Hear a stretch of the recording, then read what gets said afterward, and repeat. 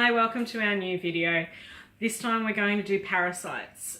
So we're going to cover ringworm, which is a fungal parasite, fleas and lice, which are an insect parasite, and then we've got ticks and mites, which fall under the arachnid parasite. This is going to be quite in-depth, and look, we've got demonstrations toward the end, but the beginning might be a little bit boring, so I'm going to really apologise for that up front.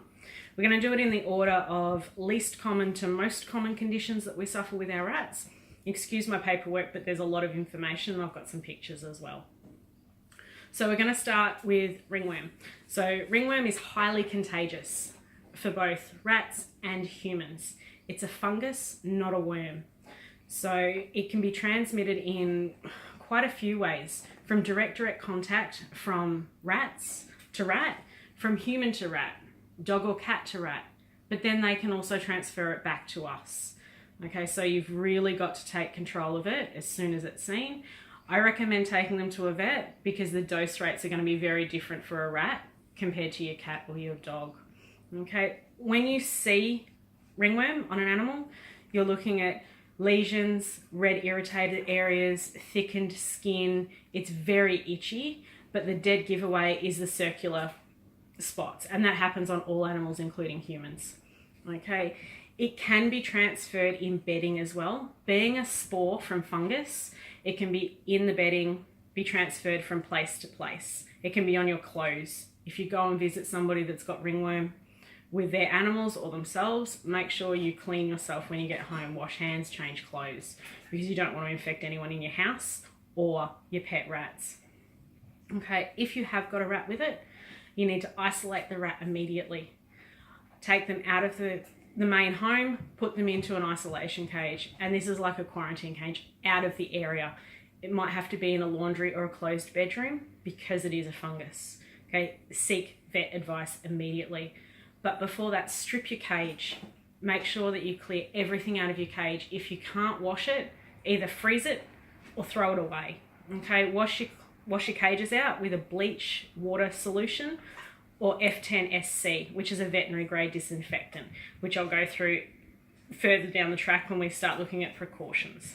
Okay, so it's going to cover what ringworm is. It's nasty, but not as common as it would be in humans or dogs and cats. All right. The next one we get questions about is fleas. All right, so nasty, horrible little black things that you find on your dogs and your cats. Fleas don't really come across to rats. They will if one of your animals in your house has a flea infestation. They'll even pick you as their host. Okay, they're a bloodsucker. They don't care who they feed off as long as they get a feed. All right, so if your rat's got fleas, you'll see it as in the little black crawly things that are on your dog or your cat. You'll also see flea dirt, which is their feces. Lots of scratching, irritated skin. It's really visible. It's not one of those that you'll miss. If you use prevention on your cat and your dog, you do it on your rats. It makes sense. Then you won't get them in the house because they will travel. They can be found in sands and dirts. Their eggs hatch through vibration. Okay, so you move into a brand new house that has been vacant for a few months. Walking on the carpet, if the person before you's had fleas, the eggs will hatch. And then you're going to have that issue with your animals in the house. So prevention for fleas is the best measure. All right. The next one is the nasty tick. Now, there's a few different ticks that they're around, depending on what area of Australia you live in. Most of the ticks that are going to attack rats are in that Queensland area. We do have, because that's the bush tick, it'll come right down to the outskirts on the Victorian border. Okay, this is the most common tick that we have here that'll attack animals, as well as the paralysis tick.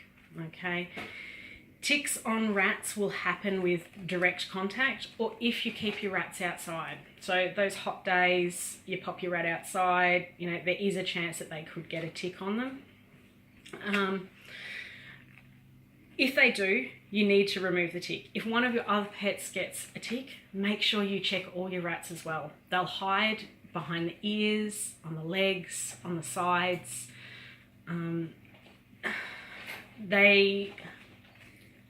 Sorry. I'm trying to be professional. Okay, so when you do it, you need to remove them. So if you don't know how to remove a tick, go to the vet. It's the easiest way, especially if it's a paralysis tick on one of your dogs and you've discovered that a rat's got a tick. It's a vet thing. If you know it's just the standard little bush tick, remove it, pop it in alcohol to kill the tick, okay? Wash the area with saline and make sure everything's clean, and then just clean your cage correctly. Make sure that all crevices, everything has been taken care of, that there's no other ticks hiding around. They normally travel more than one at a time, so there is a slim chance that you may have another tick in the house or close by on another pet. All right. So the next one is lice. Now people freak out when it comes to lice, but lice is probably going to be the easiest one for any of us to deal with. Lice are host specific, okay? So a lice that's on a rat will not like a human, okay? You actually need to have rat lice. This can be done by wild rats getting into the home or around the cages. If a mouse comes into your house and it's got lice, it won't go on your rat. There are very different lice. If your child comes home and they have nits, it's only going to transfer to you. It's not going to transfer to your cat, your dog, your rat, your bird. They don't do interspecies. If they do jump onto another species, they won't hang around long because you're not the right food source. If your rats do have lice, they're normally visible. You'll see them. They're very similar to the human nit. So they're a bug that will sit close to the skin surface on the hair shaft, or you'll find their little silver eggs up the actual hair shaft on the rodent.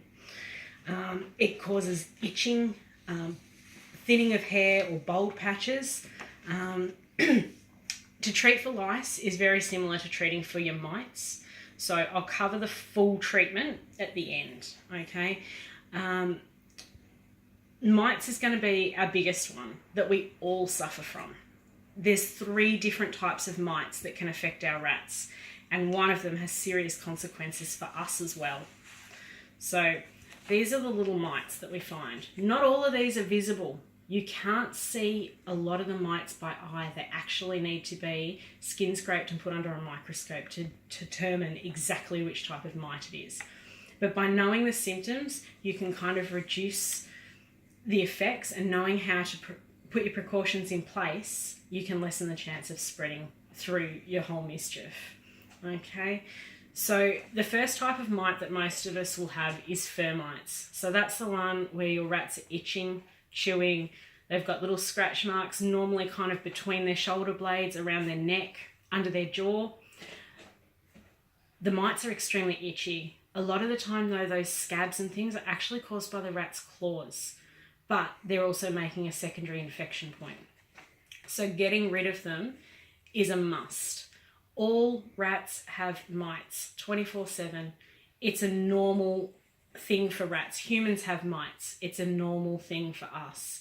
It's only when the population gets out of control. So if your rat's sick, stressed, change of weather, they're just a bit off colour, they've had a myco flare up, they're not cleaning themselves properly, this is when the mites will get out of control.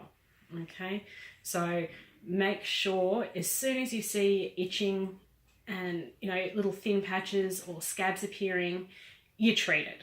And I'll go through that further down. So different types of treatments, the home remedies versus the chemicals.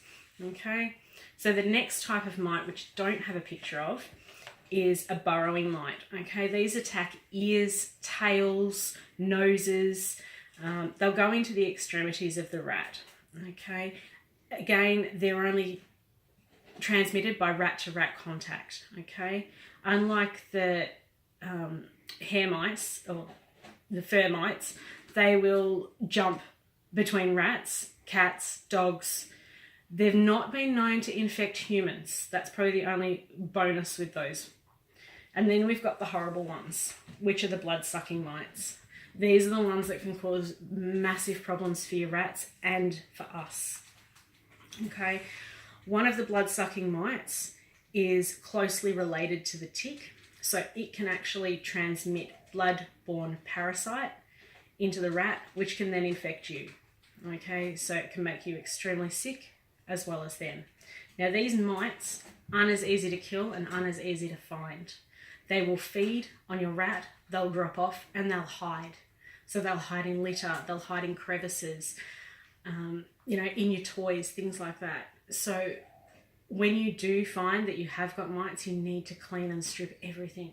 As soon as there's an infection, clean and strip. And don't use secondhand stuff if you haven't treated it first. I'll go through that shortly of how to treat, you know, your products that you buy if the bags have been breached. If it's a secondhand rat product. If it's one of your rat products that you haven't used for 5 years and it's been in the cupboard, I'm really sorry. I have 2 boys here and they're actually having a little bit of a squeak fight. Okay? They'll come up and come on camera soon. They're just a bit demanding. So yeah, with any parasite, prevention is the best cure. Okay? So what I'm going to do is we'll go through how to prepare your cages to make sure things don't happen. Okay? So each one, I'm sorry. If you're buying stuff from a pet shop that you know, wouldn't worry. If things are packaged properly in shrink seals, I wouldn't worry. If you're buying secondhand stuff off of Gumtree, eBay, Etsy, all of those, pop those items in the freezer. 48 hours. Pop them in a bag, chuck them in your freezer. 48 hours, everything that is on it should die and fall off, and it'll be captured in the bottom of the bag. Give it a good shake or a vacuum, and then give it to your rats. You're going to then save the chance of any form of bacteria, spore, insect, arachnid getting into that cage and causing you extra issues. Okay. You can freeze bedding, you can freeze foods, all of these items that you give your rats, even down to your litter, like your Breeder's Choice or anything like that. If you've had a bag of it sitting around for too long, pop it in the deep freeze, 48 hours, then use it, okay? Just to make sure things are cleaned. Not a lot of stuff can be washed that we use for our rats. It'll swell because it's made of, you know, thin cardboards or, you know, absorbent woods. So freezing works miracles. Okay, deep clean your cages. Okay, everyone does their clean once a week. You spot clean during your time. But then there's a deep clean. And we do it once a month here where we can completely strip the cage. We actually have a steam unit and we steam clean the whole cage. All the gaps between the wires, the gaps where the 2 pieces of the cage butt up together. This is where things hide, especially like your fungal spores and things like that. You need to get rid of it, you need to clean. Use your bleach and water once a month and actually wash everything out. All your trays, the bases of your trays, your hides, the lot. If you don't want to use bleach, which we won't use in our home, we actually use F10 SC, and it is a veterinary grade disinfectant. You buy it in a concentrate, it's about $30 and it lasts forever. Okay. Sorry. The other one that's really cool is if you're playing with other people's rats, and we all do it, wash your hands before you touch your own rat. Especially if you know they're sick. You know, if they've got, you know, a big flare up of mica or you notice them scratching in the cage, wash your hands before you touch your rats. If they've been on your clothes, change your t-shirt. It's a small thing that can make a big difference to your mischief at home.